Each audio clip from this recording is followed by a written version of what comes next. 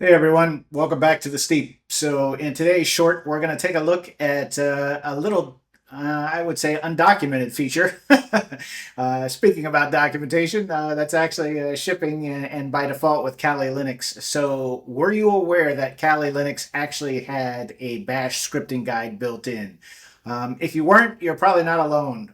So anyhow, go ahead and pop a shell here or a terminal, and we're going to go ahead and type sudo apt install abs guide.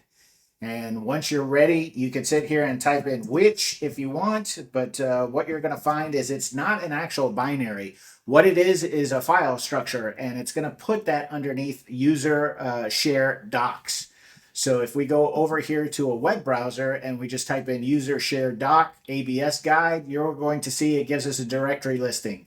And underneath here, in addition to some examples, which you can see here, it gives you a whole bunch of script examples that you can leverage and learn from.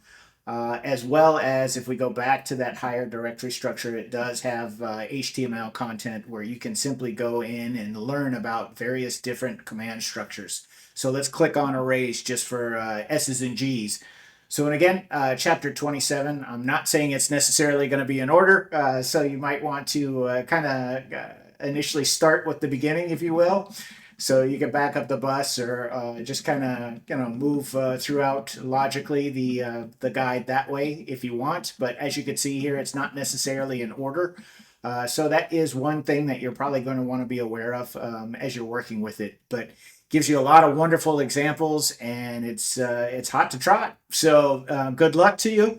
I hope you're doing well with Bash and you enjoy it. And screw Z shell. No, I'm kidding.